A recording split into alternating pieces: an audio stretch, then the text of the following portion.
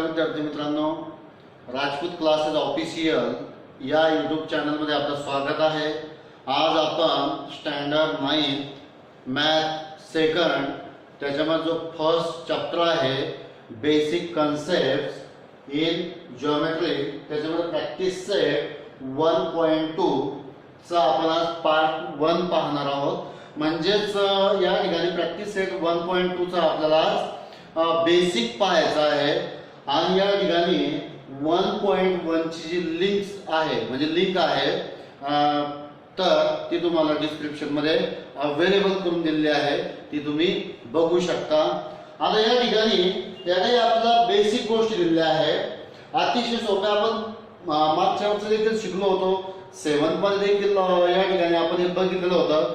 पण आता जे आहे तर आपण या ठिकाणी प्रॅक्टिस सेट 1.2 चं बेसिक म्हणून या ठिकाणी अभ्यासत आहोत। तर बघा या ठिकाणी हे लाईन सेगमेंट आहे। फर्स्ट पॉइंट जो बघायचा आहे आपल्याला तो आहे line segment.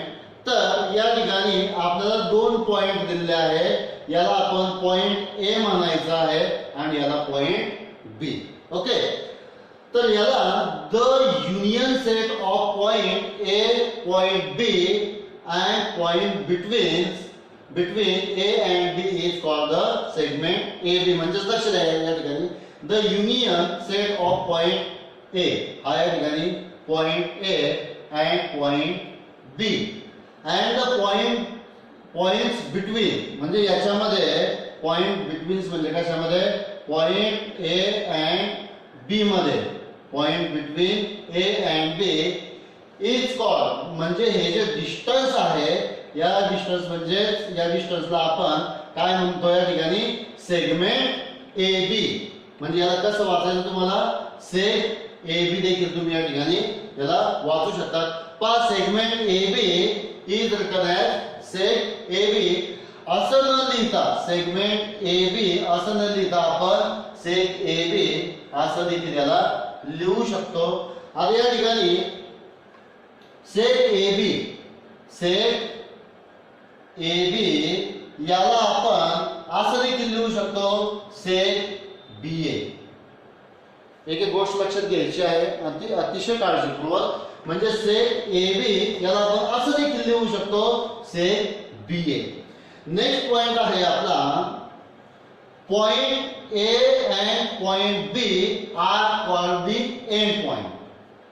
Point of set A and B म्हणजे या ठिकाणी लक्ष द्या, हा जो पॉइंट ए आहे या ठिकाणी पॉइंट ए अँड पॉइंट बी या दोन्ही पॉइंटला आपण एंड पॉइंट देखील म्हणू शकतो। काय एंड पॉइंट? कारण की या ठिकाणी हे बघा लास्टला आहे आणि हे देखील ए पॉइंट ए देखील या ठिकाणी लास्टला आहे, म्हणून याला आपण एंड पॉइंट देखील या ठिकाणी म्हणू शकतो। आता नेक्स्ट पॉइंट आहे आपला the distance between end point of segment is called the length of the segment. म्हणजे या ठिकाणी हे आपलं पॉइंट ए अँड पॉइंट बी हे काय या ठिकाणी एंड पॉइंट आहे, याच्या मधलं जे डिस्टन्स आहे end point A and end point B याच्या मधलं जे डिस्टन्स आहे त्या डिस्टन्सला या ठिकाणी आपण काय म्हणू शकतो या ठिकाणी लेंथ ऑफ द सेगमेंट। म्हणजे हा जो एंड पॉइंट ए आहे आणि एंड पॉइंट बी जो आहे याच्यामध्ये डिस्टन्स म्हणजे काय लेंथ ऑफ द सेगमेंट। आता या ठिकाणी length of A B is equal to distance between point A and B हे दोन्ही काय या ठिकाणी सेम आहे। याचं एक एक्झाम्पल देखील दिलेलं आहे तुम्हाला, अतिशय सुंदर एक्झाम्पल दिलेलं आहे। Length of A B is equal to 5 असेल, length of A B is equal to 5, तर याला आपण असं देखील लिहू शकतो A B is equal to 5 हे या ठिकाणी दिलेलं आहे तुम्हाला, याला आपण असं देखील लिहू शकतो। आता सेकंड पॉइंट जो आहे आपला तो आहे रे ए बी। या ठिकाणी तुम्हाला एक रे दिलेला आहे ए बी आणि या ठिकाणी पी, 3 पॉइंट तुम्हाला या लाईनवर दिलेले आहेत। पहा suppose A and B are two distinct point. आता या ठिकाणी point A and point B ला जर आपण या ठिकाणी काय म्हटलेलं आहे डिस्टिंक्ट पॉइंट, तर the union set of all points on the set AB, म्हणजे या ठिकाणी जे युनियन आहे या सेटवरचे सगळे जे पॉइंट दिले आहे म्हणजे all points on set AB and the point P such that, याला कसं लिहू शकतो आपण हे पहा या ठिकाणी union point A and B च या ठिकाणी आणखी एक पॉइंट दिला आहे तुम्हाला P, याला आपण असं लिहू शकतो A B P is for रे, आणि याला आपण काय वाचू शकतो, याला काय म्हणतात, याला रे AB असं म्हटलं जातं. जर त्याच्या P पॉइंट असेल बट त्याला या ठिकाणी रे AB असं म्हटलं जातं. आता नेक्स्ट पॉइंट आहे here point A is called the end point of ray AB, म्हणजे या हा जो रे आहे AB, या रे AB चा जो एंड पॉइंट आहे, रे AB चा एंड पॉइंट जो आहे तो पॉइंट कोणता या ठिकाणी पॉइंट A. आता आपल्याला या ठिकाणी थर्ड पॉइंट बघायचा आहे लाईन AB, हीच फिगर तुम्ही या ठिकाणी यूज करू शकतात. The union set of point on रे, या ठिकाणी सेट दिलेला आहे आपल्याला AB, A and B चा याच्यावर सेट दिलेला आहे. And opposite ray of ray AB, AB चा जो ऑपोजिट रे आहे इज कॉल्ड लाईन AB. लक्षात घ्या या ठिकाणी रे AB याचा जो ऑपोजिट रे आहे त्या ऑपोजिट रेला आपण काय म्हणू शकतो या ठिकाणी इज कॉल्ड लाईन AB. अतिशय साध्या आणि सोप्या गोष्टी आहेत, या तुम्हाला लक्षात घ्यायच्या आहेत. आता पहा this set of point of set AB, या ठिकाणी समजा पॉइंट A and B चा या ठिकाणी सेट आहे, तर या ठिकाणी is a subset of point of line AB. लक्षात घ्या हा सेट AB जो आहे set AB is a subset of point line AB. थोडक्यात सांगायचं म्हणजे लाईन AB चा सबसेट काय या ठिकाणी सेट AB.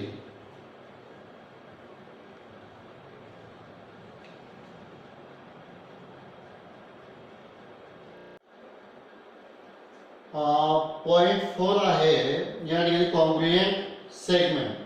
या ठिकाणी आपलं सेगमेंट दिलेलं आहे A B and C D.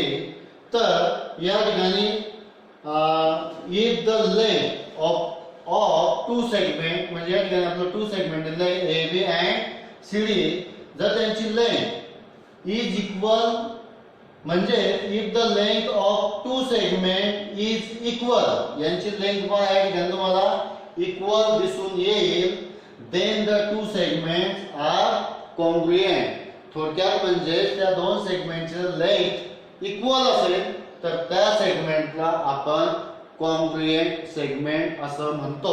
या ठिकाणी पहा इफ आता length AB is equal to length CD, length काय या ठिकाणी equal, length AB is equal to length CD, length equal आहे. जर लेंथ इक्वल असेल then set AB congruent set CD. Okay. आता पॉइंट नंबर 5 आहे प्रॉपर्टीज ऑफ कॉन्ग्रुएंट सेगमेंट. जे congruent segment असतात त्यांच्या आपलं काय बघायचं आहे प्रॉपर्टीज. त्याच्यामध्ये पहिला जो पॉइंट आहे तो आहे रिफ्लेक्सिव्हिटी.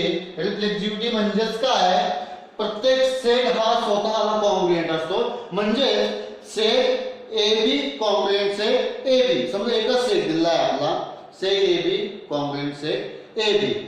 जर या ठिकाणी 2 असतील तर पहा या ठिकाणी if set AB congruent set CD, तर याला आपण असं देखील म्हणू शकतो set CD congruent set AB. हे पहा या ठिकाणी दिलेलं आहे सिमेट्री मध्ये if set AB congruent set CD then set CD congruent set A B. Okay, transitivity seg A B congruent seg C D. Okay, या ठिकाणी आणखी पण एक सेक दिलेला आहे, समजण्यासाठी लक्षात घ्या. ई एफ पा seg A B congruent seg C D and sec CD congruent sec EF. Then sec AB congruent sec EF. म्हणजे पुन्हा एकदा लक्ष द्या, sec AB and sec AB congruent sec CD दोन्ही काय आहे? कॉन्ग्रुएंट आहे. आता sec CD याची जेवढी लेंथ, याची जितकी लेंथ आहे तितकी कशाची आहे? याची आहे. मग सेक सीडी कॉन्ग्रुएंट सेक ईएफ. आता याची जितकी लेंथ होती तितकीच कशाची आहे? याची. म्हणजे या तिघांची लेंथ काय या ठिकाणी सेम आहे. तर आपण असं म्हणू शकतो या ठिकाणी seg A B congruent sec EF. यालाच काय म्हणतो आपण? ट्रांसिटिव्हिटी. आता mid point of segment. Mid point कशाला म्हणायचं? मिड पॉइंट या ठिकाणी लक्ष द्या. एक आपल्या या ठिकाणी फिगर दिलेली आहे ती आहे ए एम बी. इफ या ए एम बी मध्ये लक्षात घ्या, इफ ए एम बी आणि मिड पॉइंट असण्यासाठी ज्या कंडिशन्स आहेत त्या 2 कंडिशन्स आहेत. त्या दोन्ही कंडिशन या ठिकाणी दिलेल्या आहेत. एक फर्स्ट कंडिशन म्हणजे काय पाहिजे आपला? ए एम बी आणि त्यानंतर seg A M congruent seg M B किंवा B M. Seg A M congruent seg B M असं जर असेल तर म्हणजे then M is called the mid point of seg A B. पुन्हा लक्षात घ्या, या ठिकाणी आपलं ए एम बी दिलेलं आहे. या ठिकाणी seg A M congruent seg B M असं पाहिजे बरं का मिड पॉइंट साठी. असं जर असेल then M is called as mid point of seg A B. पुन्हा एक लक्षात घ्या, एका सेगमेंटला एकच मिड पॉइंट असतो. एका सेगमेंटला एकच मिड पॉइंट असतो. म्हणून या ठिकाणी दिलेला आहे every segment has one and only one mid point. Point number 7 या ठिकाणी तुम्हाला 2 सेगमेंट दिलेला आहे A B and C D. यांचा आपला कंपॅरिझन करायचा आहे. या ठिकाणी साहजिकच तुम्हाला सेक ए बी काय या ठिकाणी seg A B is less than seg C D. म्हणजे सेक ए बी हे सेक सी डी पेक्षा काय आहे? छोटी आहे किंवा लहान आहे. ओके, तर पहा या ठिकाणी if length of segment A B is less than the length of segment C D. Length of segment C D पेक्षा length of segment A B काय आहे? लहान आहे. याचे 2 वेज आहे. ते दोन्ही वेज या ठिकाणी सांगा. बघा, seg A B is less than seg C D. Seg A B is less than seg C D किंवा असे लिहू शकतो आपण seg C D is greater than seg A B. दोन्ही मध्ये या ठिकाणी सेक सी डी काय दाखवलेलं आहे? ग्रेटर दाखवलेलं आहे, मोठी दाखवलेली सेगमेंट. पाहता द कंपॅरिझन ऑफ सेगमेंट हे या ठिकाणी या सेगमेंटचं जे कंपॅरिझन आहे ते कशावर डिपेंड असतं? तर हे या ठिकाणी त्यांच्या लेंथवर डिपेंड असतं. म्हणून आपण या ठिकाणी असं सांगू शकतो the comparison of segment depends upon their length. त्यांच्या लेंथ वरती या ठिकाणी त्यांचं कंपॅरिझन डिपेंड असतं. Point number 8 perpendicularity of segment or rays. Because या ठिकाणी पॉइंट ए हा एंड पॉइंट असेल आणि बी हा एंड पॉइंट असेल तर या ठिकाणी काय असेल segment same C and D चं देखील आणि या ठिकाणी A B and C D हे रेज देखील आहे. तर if the lines containing two segment two segment means A B and C D म्हणजे या ठिकाणी याला एंड पॉइंट म्हटलेला आहे आपण आणि या C ला एंड पॉइंट D ला देखील एंड पॉइंट. तर काय झालं या ठिकाणी हे टू सेगमेंट झाले अँड रेज हे इथून तर इथपर्यंत अँड अ रे म्हणजे एक रे अँड एक सेगमेंट. हे पहा या ठिकाणी एक तर टू सेगमेंट किंवा टू रेज किंवा one ray and segment are perpendicular to each other. जर ते एकमेकांना काय असतील परपेंडिक्युलर असेल तर then the two segments or two rays or the segment and the ray are said to perpendicular to each other. म्हणजे लक्षात घ्या या ठिकाणी पुन्हा लक्ष द्या if the lines containing म्हणजे ते एकमेकांना या ठिकाणी कंटेनिंग असतील तर या ठिकाणी टू सेगमेंट म्हणजे A B and C D असतील तर या ठिकाणी two rays A B and C D एक रेस घ्या कोणतंही अनेक सेगमेंट घ्या असं जर असेल तर या ठिकाणी are perpendicular to each other then आपण असं म्हणू शकतो the two segment two rays or a ray and segment are perpendicular to each other. म्हणजे या ठिकाणी सेग A B perpendicular line CD and set AB perpendicular ray CD. अशा पद्धतीनं last point आहे अतिशय सोपा आहे distance of a point from A line.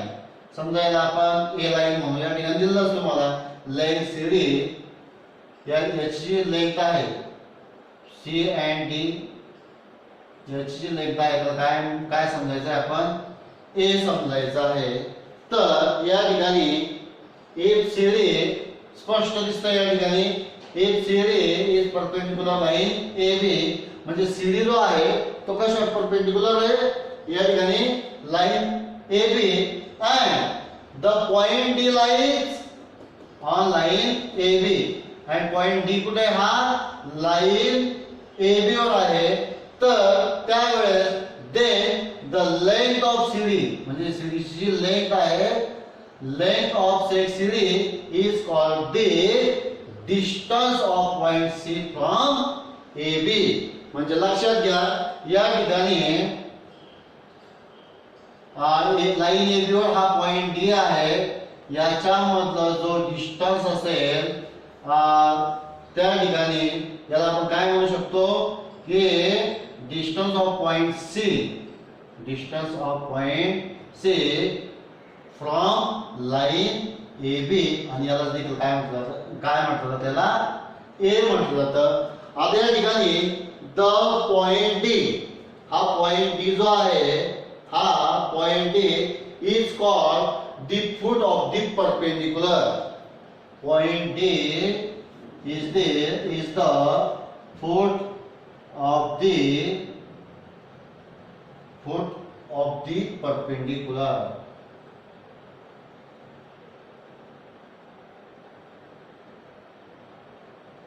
If या ठिकाणी लेंथ CD याला काय सांगितलं आपण A then the point C is a distance of A from the line AB म्हणजे या ठिकाणी पॉइंट C and D याला आपण A मानलेला आहे.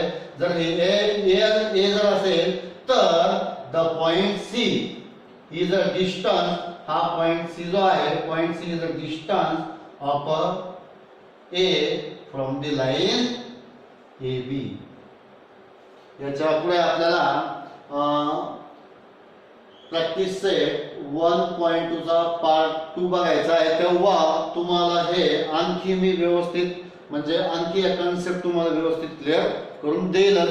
फक्त बेसिकली इन्फॉर्मेशन होती बुकमध्ये दिलेली होती, त्यामुळे मी या ठिकाणी घेतलेले आहे. बट या ठिकाणी या सगळ्या ज्या कन्सेप्ट आहेत त्या व्यवस्थितरित्या मी तुम्हाला प्रॅक्टिस सेटमध्ये समजावून सांगणारच आहे.